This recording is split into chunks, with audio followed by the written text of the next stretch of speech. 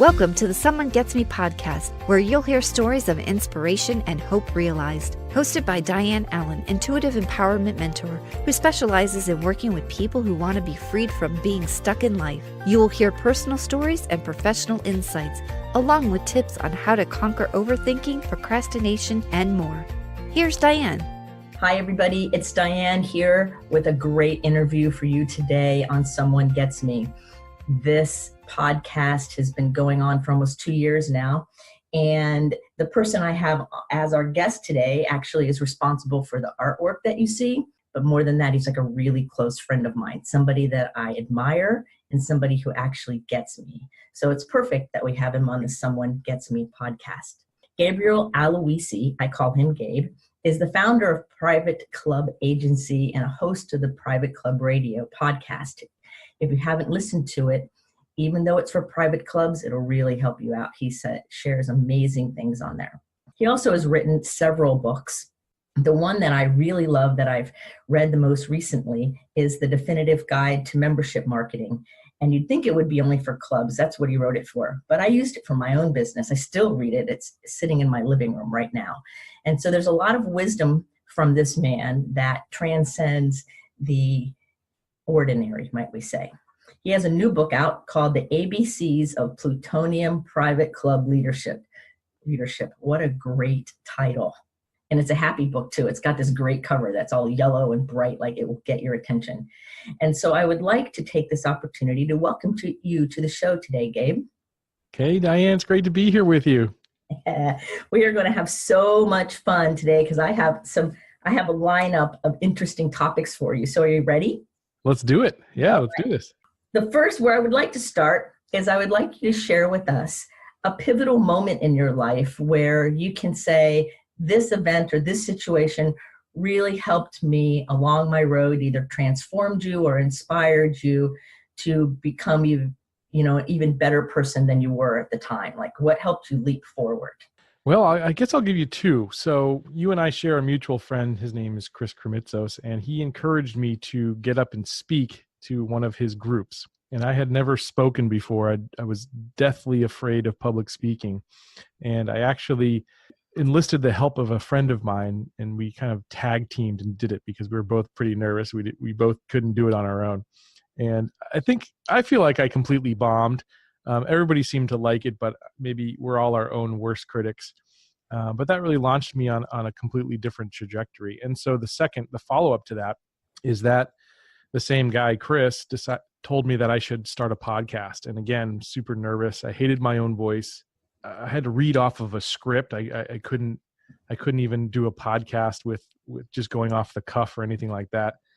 And I just pushed myself to do it though, because I figured, well, if I'm going to really become a public speaker, and that was what my goal was, a podcast would be a great way to work out a bunch of material, to learn to communicate more effectively, to cut out all the ums and ahs and all those types of things. And so between those two events, getting up for the first time and doing that public speaking and then starting a podcast, those are pretty pivotal moments.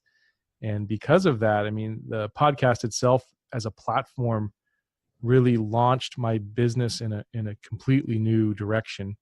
And from that, really have made a lot of inroads, especially in the private club world, because of that platform, the podcast. Oh, that is really, really interesting. And so that means you had the courage to step up and do a thing that was terrifying, yet exciting. And you trusted your friend and all of those things that happened. So I imagine that you've been kind of a daredevil, courageous kind of person most of your life. Would that be safe to say? Well, I certainly have a little bit more risk tolerance than most people. I don't think I'd call myself a daredevil. I wouldn't leap out of a plane or anything like that. But in some ways, I certainly am not averse to risk. I've lived overseas. I've traveled on my own through Asia and places like that where a lot of people might be scared to do that. But I've been a pretty open person, open to the possibilities that lay ahead. And so maybe in that way, I've been a little less risk averse than most. That's true. When you're open like that, all kinds of cool things happen. I love it. Living overseas. That's right. I remember that now. I forgot about that. Yeah. I spent a year in the Philippines, and I've done quite a bit of travel, and I really enjoy that. I enjoy getting other people's perspectives. and learning from other cultures. And when I travel, I tend not to hop on a tour bus if I can avoid it. I usually like to really experience it, the local flavor.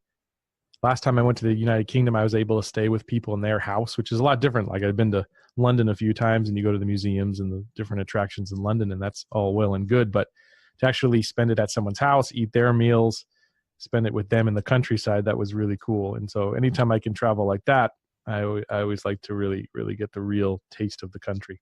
Oh, that's great. And so that gives such a depth to your experience, where you actually get to have the real experience, instead of just like only what the tourists can see, and the facade and things like that. Yeah. I think it gives me an appreciation for what I have. I think, especially in our culture in the United States, we're really all about appearances and about things. And life really, to me, is not about things, even though I really appreciate the things that I have, and I have some very nice things. But it's not about, it gets really strange when you see hoarders. I watch those crazy like hoarding shows, and it like creeps me out that people get so attached to their things. Like things are just things. And so those types of experiences, where you go to a third world country and you see how people live and what they do with so little. And then it really gives you an appreciation for what we have here, which is so much. Yes, like there's so much perspective, Yeah.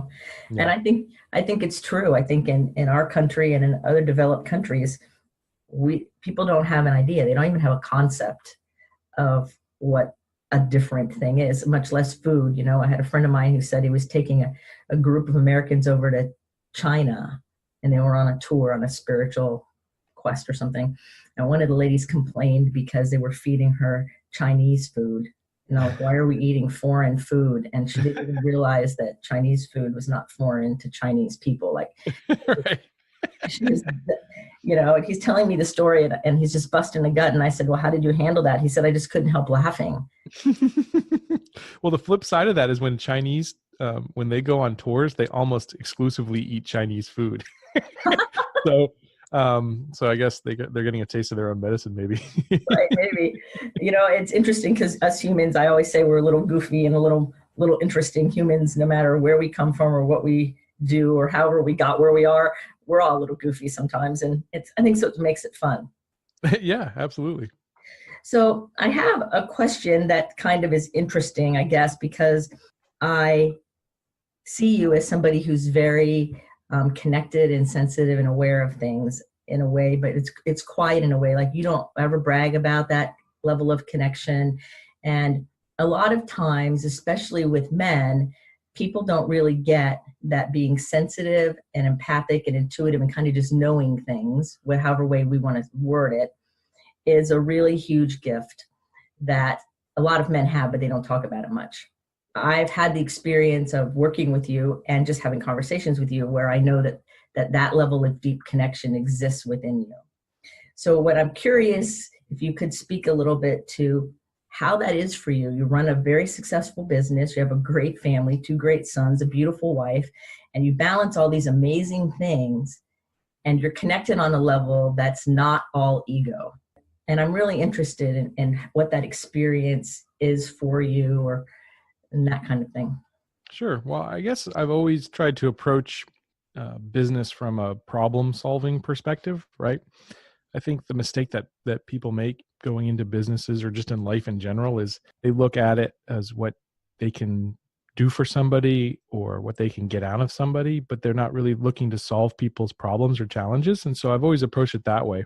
And because of that, I feel like I've always taken I listen a lot more than I speak. So when I'm having conversations with my clients, if you were to record those conversations, probably only 10 or 15% of that would be me actually speaking.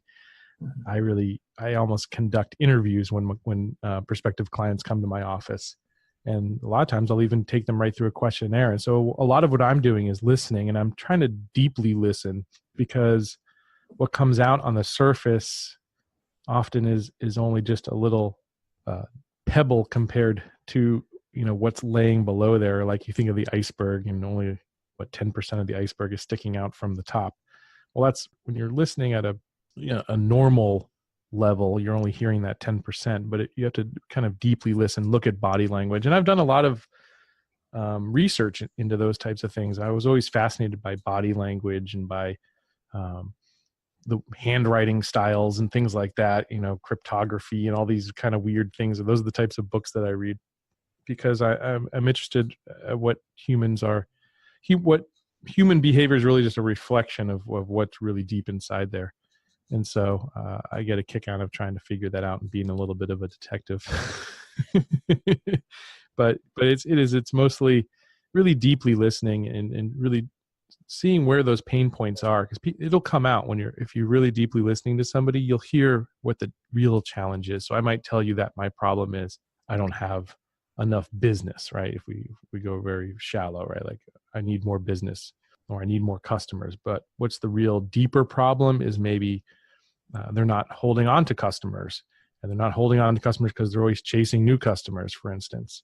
And so if you listen, if you go to that second, third level and beyond and really try to be aware of what people are really trying to communicate, I think that you can be a lot more effective and a lot more successful, at least at a business level and certainly on a personal relationship level as well. Yes, I think that's true. I always talk to my people about the second question. It's like the first question is good, but the real answer is in the second question and below. Like, of course we all want peace on earth. It's how are we going to get it? That's where you get to really understand what's happening within that person or within whatever the conversation is. So that's a great point. The Ritz-Carlton organization, they have they train their staff to, when you go up to, I'm sure you've experienced this, Dianne, some waiter or waitress came up to you and said, "Oh, how is everything?" And most people will say, "Yeah, it's good." Even if just a few minutes ago they were talking about how it was a little undercooked or lightly salted.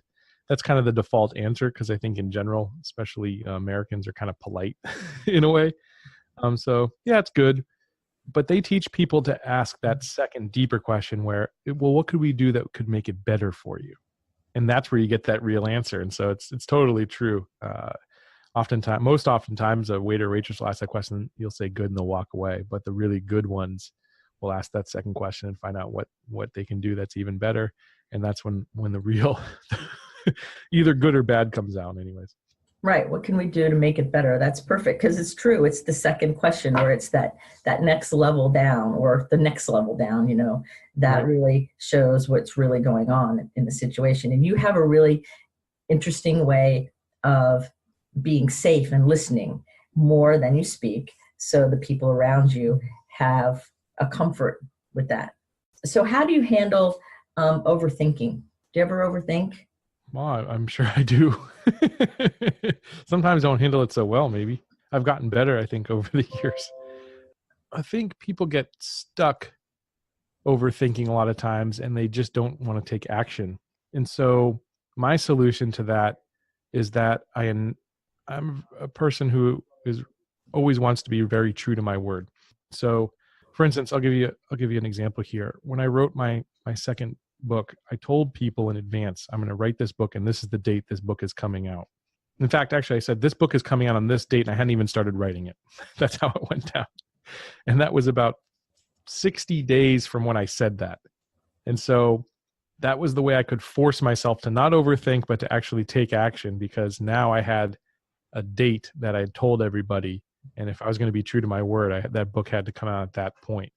And so what I did is every single day wrote something for about an hour at a minimum. And I got the book done. I got the book done in 30 days. It took about another couple weeks to get printed and laid out and all those sorts of things. And it was out on that date that I promised everybody. But that's how I've always combated it, is to make a promise to people, not just myself, but to other people. And that prevents me from getting stagnant, because now I've got to take action. That's perfect. That's how I got my first book done. Oh yeah, nice. Except I didn't give myself such a graceful, I didn't say out already. I said it would be to the editor, and it was on Thursday before Labor Day weekend, and it just kind of popped out of my mouth. I'm going to have my first book done by Monday. I'll have it to the editor Monday night. Yeah. And I'm like, why did I just say that out loud to all these people? Now I have to have it done. And it flowed right out the whole weekend. And it was to the editor actually Monday morning, and was out just a couple of weeks after that. But it was really kind of funny. I did the same thing. I put a deadline out there, or I make a commitment for this is when it's going to be done. And then it requires my action because I'm going to keep my word, Right. And then the other thing is to not be a perfectionist. I mean, I think in general, I try to be a perfectionist, and I think I'm very detail oriented, but I also don't let that overwhelm me. It's got to be within reason. There's a difference between settling for. I had a friend. He said his quote was, "Stop chasing perfection and settle for excellence." And I thought that was a really good quote because a lot of times, we're our own worst critics to begin with, and so no such thing as perfect either. And if you do the best you can, you put in the most effort you possibly can, the results are going to be great, and people are going to see past any little flaws that there might be anyways. Yes, that's true. And perfectionism can come from that fear that then also gets procrastination in the way and can get somebody in a kind of one of those, I call them death spirals, where they just stuck and yet to be detailed oriented and conscientious and do the right thing and be excellent is, I think, a mindset that then reflects out into whatever the work is or whatever the situation is, whether it's a relationship or whatever. Yeah. Now, if I'm being honest, I've always felt, to some degree, some sort of imposter syndrome or something like that. Especially, I think that's held me back in terms of being so scared to go up and walk on a stage and do public speaking. Like, who am I to teach this crowd something?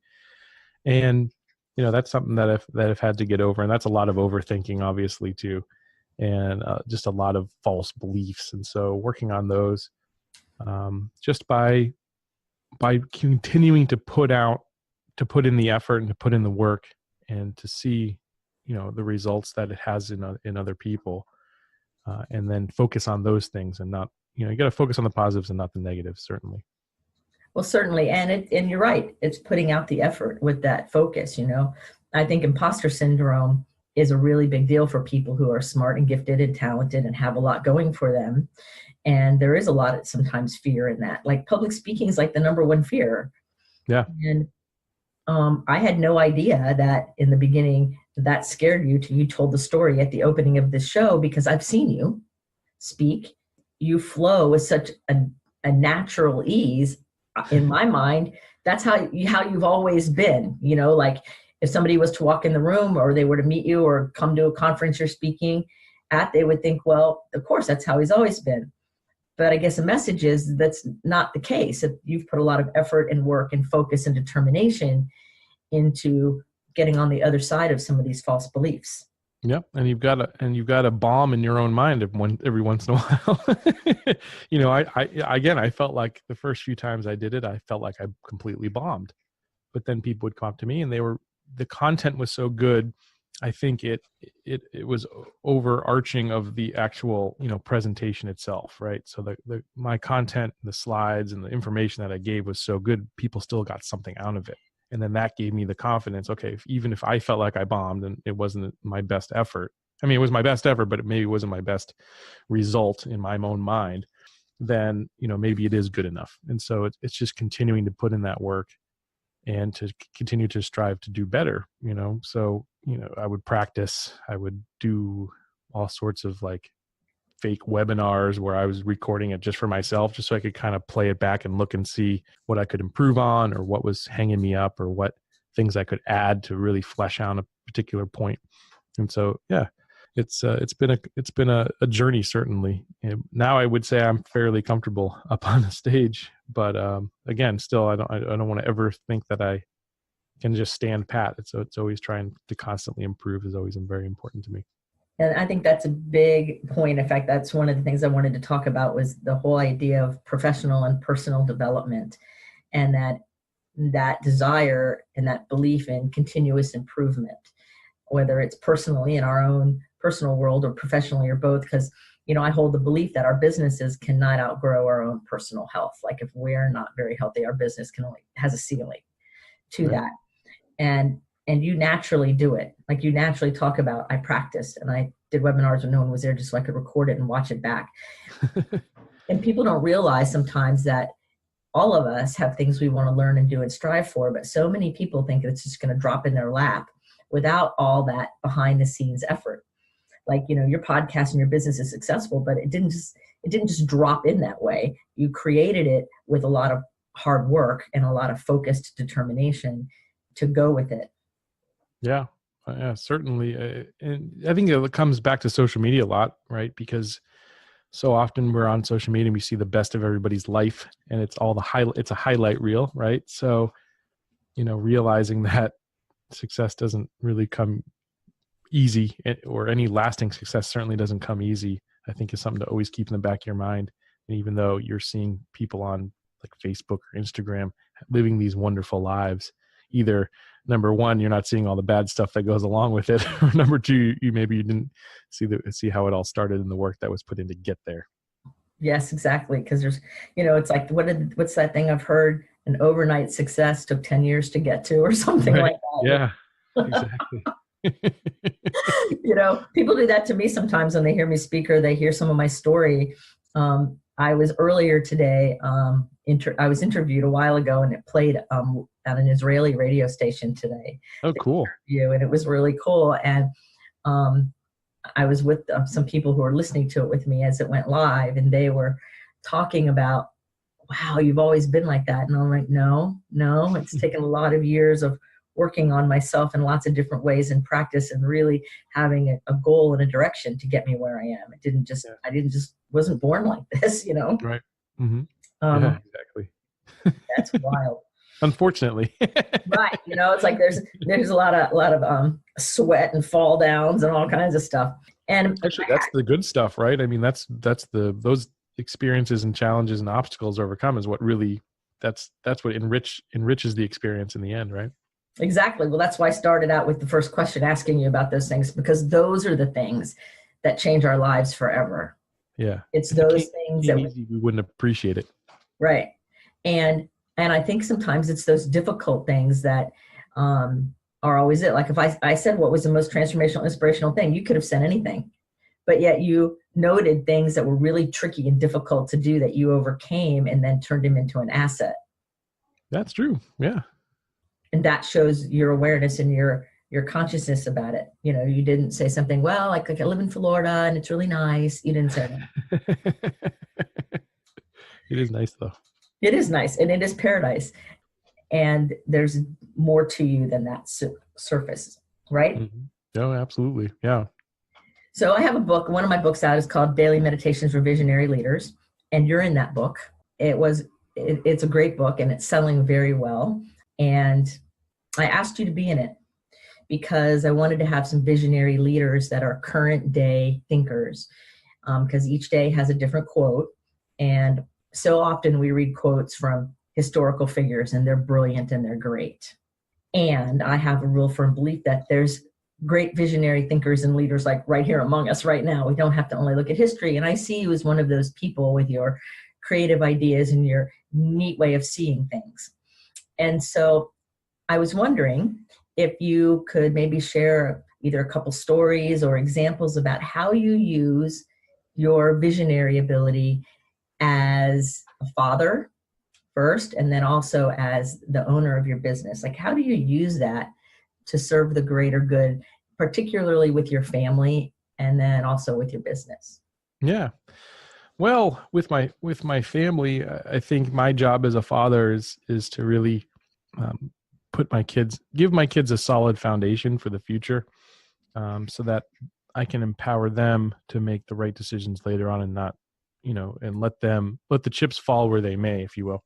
So I really enjoyed we spent a summer down in Ecuador. My wife's originally from Ecuador, and we spent last summer down there, and it was really nice to get my sons. We would every morning before I broke my leg, and I'll get back to breaking my leg, but before I broke my leg in Ecuador, we'd get out on the patio in the morning. We were near the ocean, and we would just practice.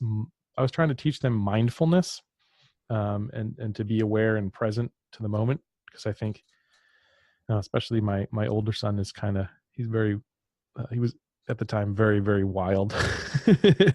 And I thought that would be a good exercise maybe for him to really kind of settle down and pay attention a little bit to what was happening around him. So we're up on the 6th floor of this building, we would first say, what is it that you hear? He would say, oh, I hear the sound of the ocean, or I hear the chirping of a bird, or I hear the guys downstairs that are mowing the grass, or whatever the case may be. And then we move on to, what do you see? And then, we would all pick out things that we see. And then what do you feel even, so I feel the wind on my face, or I feel the chair beneath me, or whatever the case may be. And I thought that mindfulness exercise is something that will hopefully serve them well, because I think there's a lot to that. And I wish I worked on that better myself. I feel like, and that's what was nice to do that every morning with them, because I get to work on it myself. But I think those types of lessons, I think, are something that they'll be able to hopefully remember when I'm long gone, and will serve them well to maybe just sit back and observe instead of act. And sometimes that's some of the most important time spent. Now, in terms of business, I guess my focus, I'm very in tune to, I don't think people come to a company just to earn a paycheck. I mean, they might do that, from a real base level, but people stick around at least for something that they really feel attached to. And so I some of the advice I give all my clients, and I try to do in my own business, is that you've really got to, just as important as selling your products or services, is selling the vision to your own team and to your own staff, and having them connect with where you want to be. So for instance, one way we do that is we generally donate about $10,000 worth of our time as work-in-kind contributions to local charities. And I think that, number one, we're helping the community when we do that. But number two, it gives people a real purpose to come to work, and they feel like they're doing something that's helping to change the world, or even just the community which is a ripple in the pond of the world, right? And so instilling, those types of things. And then also just where do we want to be as a company? Where are we going to be in 5 years or 10 years? And telling that as almost in a story-like form, I think, is a really powerful way to get people to bond and to really do their best work, to be more productive, more creative, and to be more reliable, because now they're coming to something that they really believe in, not just a place where they're going to earn a paycheck at the end of the week. Yes, I think it's important coming to a place where you really believe in what's happening and what the vision is. And I think that collective synergy of energy is what really catapults any vision. I'm getting goosebumps, or any business that way, because it's that being a part of something greater than yourself. And that's the vision, that transcends the mundane, as you said, base things. Yeah. Yeah. I mean, that's not something I knew off the bat. I mean, that's the things I learned, right? So I tried lots of different things to motivate my employees, and found that they didn't work. Bonuses and, monetary things never worked for me. People just aren't motivated by those types of things. In the end, they may say they are, but they really aren't. I think what gives people motivation and passion and commitment and desire is those intangibles, is really feeling like they're a part of something, that they're doing something that's special. Yes, I remember when I was younger, different employers I had would try to motivate me with bonuses and money and things. And I remember just cold face looking at them going, but you don't understand. I'm not motivated by money. Like, I don't even understand why you're doing this, because it's not working. It's not going to get the rid of me. Yeah. And it backfires too, because then it becomes an expectation more, because, the third quarter would roll around. They're like, well, where's our bonus? I'm like, well, it's a bonus. But people don't understand that. Then it just becomes an expectation. So that's always really tricky. I always recommend anyone in business to steer away from those types of things. Yes, because it does. It becomes an expectation, and then everything's unrealistic. And now the original intent got long gone, and now it's like, how do we clean up this mess, right? Exactly. That's crazy. Well, I want to thank you for the quotes you have in the book, Daily Meditations for Visionary Leaders, because they're really brilliant. And when I was, for every quote, I wrote 150 words about it. And it was especially fun to unpack the comments and the quotes that you said, because they were really profound. And so I want to thank you for being in the book and being part of that whole project, since it was your team that actually did the cover and laid the book out and took care of the whole thing. Still people There you compliment it. And I'm like, of course, like it's of course, right? I just laugh. go. I was incredibly honored that you allowed me to contribute, and we had such a good time putting it together. I was very proud of the way that turned out. Yeah, it did. I still look at that book. I think it's my favorite, and it just has a feel to it that Cool. is really nice. And we both write a lot, so that I think that's kind of neat. So these questions are kind of just ideas that I would love to know what you like to do for fun. Yeah, I love to golf. Again, when I don't break my leg. So on that trip in Ecuador, about 2.5 weeks into the trip, we were there for a month. I broke my leg playing squash, and so that ruined my golf for for about 6 months. It really put me, as you know, it affected me more than just physically. It really kind of put me in a tailspin in terms of business, my everything in my life, really. So you actually were instrumental in sort of turning that around. So I give you a lot of thanks for that. But I love to golf, and I also I do love music, although I wish I went to more concerts and things like that. I just don't have a ton of time. And I like photography and film. So that was my original first passion. That's what I went to school for, was filmmaking and things like that. And so I just love creating content. And I'm really lucky because I get to do stuff that I like. And so, when I create a video or something for our company or something like that, it's a hobby and it's work at the same time. And I enjoy doing it. But I guess if it boils down to one thing, I'd love to be out on the golf course in nature. Oh, that's so cool. I love it. And it is fun to be able to do what you love. It's work and hobby and all of that at the same time. That's how my work is a lot of the time to me. Like Yeah. even the podcast or other things I create or my writing, I would do it anyway. And Yeah. it's just fun.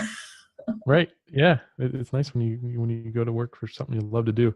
And the reason I love golf is because it's not easy. It's like, it's a constant struggle for perfection. And it's an old quote, but they say like 99% of the game of golf is between your two ears. And that's completely accurate, because it's such a mental game. And that's why I really love it. And apart from the fact that you're out in nature, usually in beautiful environments, and it's kind of serene. So I just think it's the perfect game ever. Oh, yes. It definitely is a mental game. Like I played golf other than putt-putt golf once. And it was when I was in seminary and they were teaching me how to hit a golf club. You would have been in stitches. I was in stitches because I didn't know anything about what I was doing. And we were about to do the golf tournament among all the students in the seminary. And I think I was the only one who never touched a golf club, but I played tennis. I played really good tennis. So you're probably naturally athletic. Yes, and I, racing sailboats and playing tennis. I could do the athlete part, but I had no idea what I was doing about this hit the ball thing. And, we're out in the front yard of the seminary early in the morning. The people on my team were teams of 4, and it was some kind of thing where everybody hit it, and then the closest one to the hole went to whatever they call that.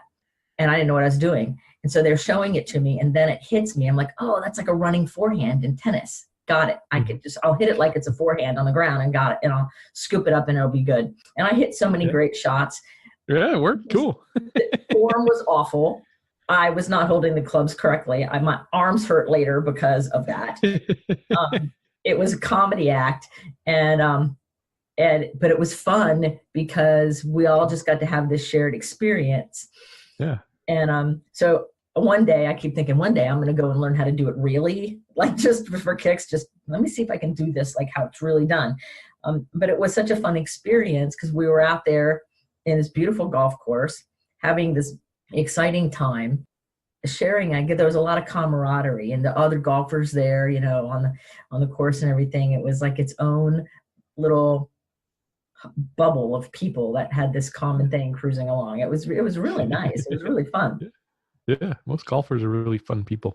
Yeah, well, we had fun with them, that's for sure. I don't know if they knew what to do with us, but it was fun. That's funny. Oh, my word. Okay, so what's your favorite food? You've traveled all over and you've lived overseas and everything. And so when it comes down to your favorite food, what do you like the most? Pizza. Pizza. Very refined. I've eaten probably at the finest restaurants in the world, but pizza is my favorite food. I'm a simple person. Pizza. Any certain kind of pizza? Over the years, I've developed an affinity for Chicago pizza. I really like the deep dish pizza. And there's two places if you're ever in Chicago that I would highly recommend. One being Giordano's, which is just about 5 inches thick of cheese.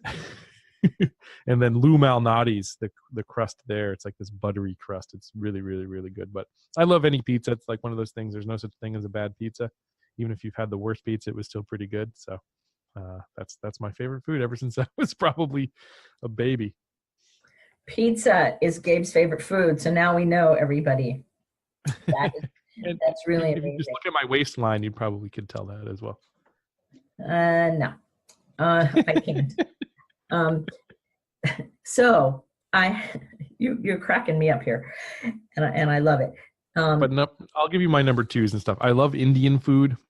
I do love Indian food. I like Mexican food probably third. So it goes Italian, Indian, Mexican. Those are my top 3. Nice. That's really fun. I love it. I've had several people say that they love sushi, and everybody has given me different reasons. And I like sushi. Ask a question about food, I don't ask it to everybody, I usually ask it to the creative ones, the people who have the extra creative bent, because something is going to come out of it that's not what you think it's going to be, You are proving that to be correct again. It's perfect. Okay, so you have 2 young children that are absolutely beautiful. And I'm wondering if you had any special messages that you would like to share with our younger listeners, hope for the future or something like that, because a lot of times people don't feel understood in the world, or people don't get them. And I know you've had times like that where, people didn't get you maybe in the way that you should have been gotten, which adds to your ability to get other people, and because you can really listen on a deep level. And so if you were going to give advice maybe to people who are in their 20s or teenagers or that age group, what would you want to share with them that would help be like a beacon of hope for them as they look into their future? That's a very critical time in people's lives, because they've had all the creativity beat out of them by their parents and by the school system and by college and all sorts of things by that time. So it's a really crucial point. And I think the message that I would give to those folks at that age would be to really know that you have an inner magic, and you can create anything that you want, but you've got to believe in yourself first. You've got to believe that you can do it, because you can overcome any challenge, any obstacle, if you put your mind to it, which sounds trite, but it's absolutely true. And there's nothing that's impossible. If you have the desire and the will to do it, you can make it happen, but you have to believe in yourself first. Perfect. The desire and the will to do it.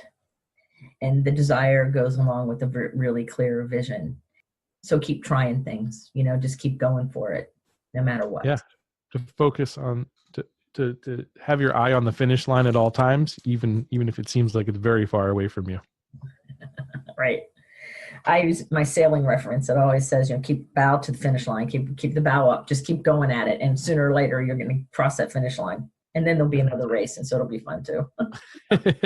And also to enjoy the journey, I think, because I think so often we lose being in the moment because we're always chasing the finish line. And it's really important that when you look at it in the end, there really is not a finish line, even though it contradicts what I just said.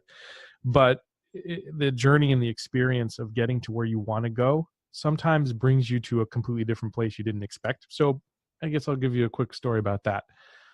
I had for like 3 years this goal that I wanted to speak at this one particular conference, and I was dying to do it. And I would meditate and think about myself on that stage doing it. And I was absolutely 100% sure that I was going to be there.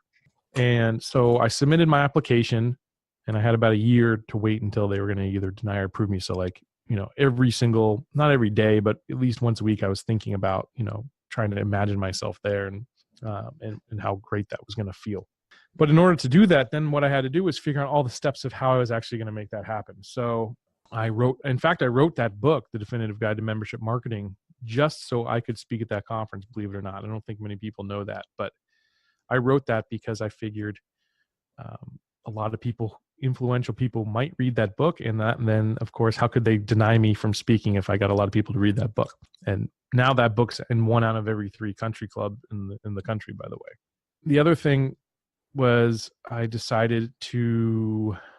a lot of things anyways. To make a long story short, I did all these things, and I didn't get to speak at that conference. But in the end, by the time I was about a month away, I actually had a friend who's been on your show, Brian Ritter. Recommend people go back and listen to that episode if they haven't heard it already. But what Brian told me is, he's like, you've done all these things and your book became so popular and you did all these other things. You spoke all over the world. It doesn't even matter if you actually get to speak at that conference or not at this point, because what you thought you wanted to do became so much more. And it's true. I actually got rejected, and to this day have not spoken at that conference. Now I really almost have no desire to do it, because I was able to accomplish so much more along the way. And so I think that's important for people to really understand that the steps that you take along the way are just as important as that finish line itself. Oh, absolutely. Those steps are important, and the finish line changes and moves. I kind of look at them as mile markers, because there is no finish line, like you said, even though we have to two-dimensionally perceive a finish line to keep ourselves moving. But I always like to see it as mile markers. And so, like when I'm on a road trip, I watch the mile markers. And so in my life, it's kind of like the mile markers. And sometimes I'm whizzing by them, and sometimes it's really slow, but I'm paying attention to the mile markers. And it's true. Like, you created all these amazing things thinking one goal, and something much greater happened because you were open to the possibilities. Right. As you were open and you allowed all those things to happen and you paid attention, then you were able to reap rewards to the point where the thing that seemed so important is now paled in comparison to what really happened. If I spoke at that conference, maybe 500 or 1,000 people would see or hear me, but because of the podcast, because of the book, thousands and thousands and thousands of people around the world have instead. So yes. And I love your analogy of mile markers. That's fantastic.